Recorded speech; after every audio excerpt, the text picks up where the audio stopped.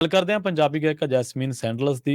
Jasmine Sandlas ਨੂੰ ਜਾਨੋਂ ਮਾਰਨ ਦੀ ਧਮਕੀ ਮਿਲੀ ਹੈ। ਉਸਨੇ ਦਾਅਵਾ ਕੀਤਾ ਹੈ ਕਿ ਉਸਨੇ ਨਵੀਂ ਦਿੱਲੀ ਦੇ ਵਿੱਚ ਪ੍ਰੋਗਰਾਮ ਕਰਨਾ ਸੀ, ਜਿਸ ਤੋਂ ਪਹਿਲਾਂ ਉਸ ਨੂੰ ਜਾਨ ਤੋਂ ਮਾਰਨ ਦੀ ਧਮਕੀ ਦਿੱਤੀ ਗਈ ਹੈ। ਪੁਲਿਸ ਅਧਿਕਾਰੀਆਂ ਨੇ ਦੱਸਿਆ ਕਿ ਫੋਨ ਕਰਨ ਵਾਲੇ ਵਿਅਕਤੀ ਨੇ ਗਾਇਕਾ ਨੂੰ ਜੇਲ੍ਹ ਦੇ ਵਿੱਚ ਬੰਦ ਗੈਂਗਸਟਰ ਲਾਰੈਂਸ ਬਿਸ਼ਨੋਈ ਦਾ ਨਾਂ ਲੈ ਕੇ ਧਮਕੀ ਦਿੱਤੀ ਸੀ। ਪੁਲਿਸ ਨੇ ਦੱਸਿਆ ਕਿ ਅਮਰੀਕਾ ਦੇ ਵਿੱਚ ਰਹਿਣ ਵਾਲੀ ਗਾਇਕਾ ਸੈਂਡਲਸ ਨੇ ਜਵਾਹਰ ਲਾਲ ਸਟੇਡੀਅਮ ਦੇ ਵਿੱਚ ਪ੍ਰੋਗਰਾਮ ਕਰਨਾ ਸੀ। ਗਾਇਕਾ ਨੂੰ ਵਿਦੇਸ਼ੀ ਨੰਬਰ ਤੋਂ ਧਮਕੀ ਦਿੱਤੀ ਗਈ ਹੈ। ਇਸ ਮਗਰੋਂ ਗਾਇਕਾ ਵੱਲੋਂ ਉੱਤਰ ਪੱਛਮੀ ਪੁਲਿਸ ਨੂੰ ਇਸ ਦੀ ਸੂਚਨਾ ਦਿੱਤੀ ਗਈ।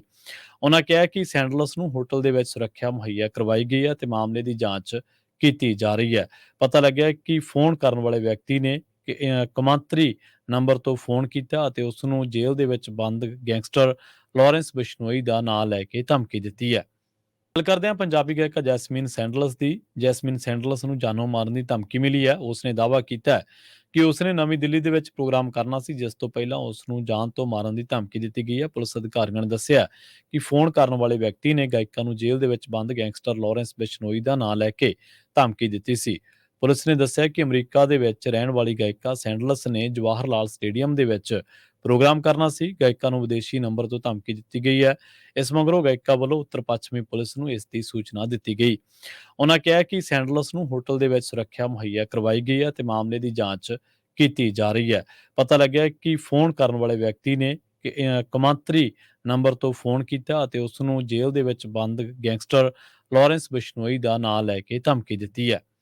ਗੱਲ ਕਰਦੇ ਹਾਂ ਪੰਜਾਬੀ ਗਾਇਕਾ ਜੈਸਮੀਨ ਸੈਂਡਲਸ ਦੀ। ਜੈਸਮੀਨ ਸੈਂਡਲਸ ਨੂੰ ਜਾਨੋਂ ਮਾਰਨ ਦੀ ਧਮਕੀ ਮਿਲੀ ਹੈ। ਉਸਨੇ ਦਾਅਵਾ ਕੀਤਾ ਹੈ ਕਿ ਉਸਨੇ ਨਵੀਂ ਦਿੱਲੀ ਦੇ ਵਿੱਚ ਪ੍ਰੋਗਰਾਮ ਕਰਨਾ ਸੀ, ਜਿਸ ਤੋਂ ਪਹਿਲਾਂ ਉਸ ਨੂੰ ਜਾਨ ਤੋਂ ਮਾਰਨ ਦੀ ਧਮਕੀ ਦਿੱਤੀ ਗਈ ਹੈ। ਪੁਲਿਸ ਅਧਿਕਾਰੀਆਂ ਨੇ ਦੱਸਿਆ ਕਿ ਫੋਨ ਕਰਨ ਵਾਲੇ ਵਿਅਕਤੀ ਨੇ ਗਾਇਕਾ ਨੂੰ ਜੇਲ੍ਹ ਦੇ ਵਿੱਚ ਬੰਦ ਗੈਂਗਸਟਰ ਲਾਰੈਂਸ ਬਿਸ਼ਨੋਈ ਦਾ ਨਾਂ ਲੈ ਕੇ ਧਮਕੀ ਦਿੱਤੀ ਸੀ। ਪੁਲਿਸ ਨੇ ਦੱਸਿਆ ਕਿ ਅਮਰੀਕਾ ਦੇ ਵਿੱਚ ਰਹਿਣ ਵਾਲੀ ਗਾਇਕਾ ਸੈਂਡਲਸ ਨੇ ਜਵਾਹਰ ਲਾਲ ਸਟੇਡੀਅਮ ਦੇ ਵਿੱਚ ਪ੍ਰੋਗਰਾਮ ਕਰਨਾ ਸੀ। ਗਾਇਕਾ ਨੂੰ ਵਿਦੇਸ਼ੀ ਨੰਬਰ ਤੋਂ ਧਮਕੀ ਦਿੱਤੀ ਗਈ ਹੈ। ਇਸ ਮਗਰੋਂ ਗਾਇਕਾ ਵੱਲੋਂ ਉੱਤਰ ਪੱਛਮੀ ਪੁਲਿਸ ਨੂੰ ਇਸ ਦੀ ਸੂਚਨਾ ਦਿੱਤੀ ਗਈ। ਉਹਨਾਂ ਕਿਹਾ ਕਿ ਸੈਂਡਲਸ ਨੂੰ ਹੋਟਲ ਦੇ ਵਿੱਚ ਸੁਰੱਖਿਆ ਮੁਹੱਈਆ ਕਰਵਾਈ ਗਈ ਹੈ ਤੇ ਮਾਮਲੇ ਦੀ ਜਾਂਚ ਕੀਤੀ ਜਾ ਰਹੀ ਹੈ। ਪਤਾ ਲੱਗਿਆ ਕਿ ਫੋਨ ਕਰਨ ਵਾਲੇ ਵਿਅਕਤੀ ਨੇ ਕਮਾਂਤਰੀ ਨੰਬਰ ਤੋਂ ਫੋਨ ਕੀਤਾ ਅਤੇ ਉਸ ਨੂੰ ਜੇਲ੍ਹ ਦੇ ਵਿੱਚ ਬੰਦ ਗੈਂਗਸਟਰ ਲਾਰੈਂਸ ਬਿਸ਼ਨੋਈ ਦਾ ਨਾਂ ਲੈ ਕੇ ਧਮਕੀ ਦਿੱਤੀ ਹੈ। ਗੱਲ ਕਰਦੇ ਹਾਂ ਪੰਜਾਬੀ ਗਾਇਕਾ ਜੈਸਮੀਨ ਸੈਂਡਲਸ ਦੀ। ਜੈਸਮੀਨ ਸੈਂਡਲਸ ਨੂੰ ਜਾਨੋਂ ਮਾਰਨ ਦੀ ਧਮਕੀ ਮਿਲੀ ਹੈ। ਉਸਨੇ ਦਾਅਵਾ ਕੀਤਾ ਹੈ ਕਿ ਉਸਨੇ ਨਵੀਂ ਦਿੱਲੀ ਦੇ ਵਿੱਚ ਪ੍ਰੋਗਰਾਮ ਕਰਨਾ ਸੀ, ਜਿਸ ਤੋਂ ਪਹਿਲਾਂ ਉਸ ਨੂੰ ਜਾਨ ਤੋਂ ਮਾਰਨ ਦੀ ਧਮਕੀ ਦਿੱਤੀ ਗਈ ਹੈ। ਪੁਲਿਸ ਅਧਿਕਾਰੀਆਂ ਨੇ ਦੱਸਿਆ ਕਿ ਫੋਨ ਕਰਨ ਵਾਲੇ ਵਿਅਕਤੀ ਨੇ ਗਾਇਕਾ ਨੂੰ ਜੇਲ੍ਹ ਦੇ ਵਿੱਚ ਬੰਦ ਗੈਂਗਸਟਰ ਲਾਰੈਂਸ ਬਿਸ਼ਨੋਈ ਦਾ ਨਾਂ ਲੈ ਕੇ ਧਮਕੀ ਦਿੱਤੀ ਸੀ।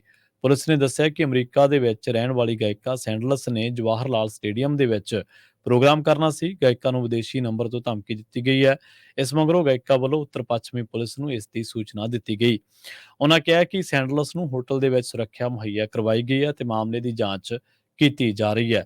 ਪਤਾ ਲੱਗਿਆ ਕਿ ਫੋਨ ਕਰਨ ਵਾਲੇ ਵਿਅਕਤੀ ਨੇ ਕਮਾਂਤਰੀ ਨੰਬਰ ਤੋਂ ਫੋਨ ਕੀਤਾ ਅਤੇ ਉਸ ਨੂੰ ਜੇਲ੍ਹ ਦੇ ਵਿੱਚ ਬੰਦ ਗੈਂਗਸਟਰ ਲਾਰੈਂਸ ਬਿਸ਼ਨੋਈ ਦਾ ਨਾਂ ਲੈ ਕੇ ਧਮਕੀ ਦਿੱਤੀ ਹੈ। ਗੱਲ ਕਰਦੇ ਹਾਂ ਪੰਜਾਬੀ ਗਾਇਕਾ ਜੈਸਮੀਨ ਸੈਂਡਲਸ ਦੀ। ਜੈਸਮੀਨ ਸੈਂਡਲਸ ਨੂੰ ਜਾਨੋਂ ਮਾਰਨ ਦੀ ਧਮਕੀ ਮਿਲੀ ਹੈ। ਉਸਨੇ ਦਾਅਵਾ ਕੀਤਾ ਹੈ ਕਿ ਉਸਨੇ ਨਵੀਂ ਦਿੱਲੀ ਦੇ ਵਿੱਚ ਪ੍ਰੋਗਰਾਮ ਕਰਨਾ ਸੀ, ਜਿਸ ਤੋਂ ਪਹਿਲਾਂ ਉਸ ਨੂੰ ਜਾਨ ਤੋਂ ਮਾਰਨ ਦੀ ਧਮਕੀ ਦਿੱਤੀ ਗਈ ਹੈ। ਪੁਲਿਸ ਅਧਿਕਾਰੀਆਂ ਨੇ ਦੱਸਿਆ ਕਿ ਫੋਨ ਕਰਨ ਵਾਲੇ ਵਿਅਕਤੀ ਨੇ ਗਾਇਕਾ ਨੂੰ ਜੇਲ੍ਹ ਦੇ ਵਿੱਚ ਬੰਦ ਗੈਂਗਸਟਰ ਲਾਰੈਂਸ ਬਿਸ਼ਨੋਈ ਦਾ ਨਾਂ ਲੈ ਕੇ ਧਮਕੀ ਦਿੱਤੀ ਸੀ। ਪੁਲਿਸ ਨੇ ਦੱਸਿਆ ਕਿ ਅਮਰੀਕਾ ਦੇ ਵਿੱਚ ਰਹਿਣ ਵਾਲੀ ਗਾਇਕਾ ਸੈਂਡਲਸ ਨੇ ਜਵਾਹਰ ਲਾਲ ਸਟੇਡੀਅਮ ਦੇ ਵਿੱਚ ਪ੍ਰੋਗਰਾਮ ਕਰਨਾ ਸੀ। ਗਾਇਕਾ ਨੂੰ ਵਿਦੇਸ਼ੀ ਨੰਬਰ ਤੋਂ ਧਮਕੀ ਦਿੱਤੀ ਗਈ ਹੈ। ਇਸ ਮਗਰੋਂ ਗਾਇਕਾ ਵੱਲੋਂ ਉੱਤਰ ਪੱਛਮੀ ਪੁਲਿਸ ਨੂੰ ਇਸ ਦੀ ਸੂਚਨਾ ਦਿੱਤੀ ਗਈ। ਉਹਨਾਂ ਕਿਹਾ ਕਿ ਸੈਂਡਲਸ ਨੂੰ ਹੋਟਲ ਦੇ ਵਿੱਚ ਸੁਰੱਖਿਆ ਮੁਹੱਈਆ ਕਰਵਾਈ ਗਈ ਹੈ ਤੇ ਮਾਮਲੇ ਦੀ ਜਾਂਚ ਕੀਤੀ ਜਾ ਰਹੀ ਹੈ।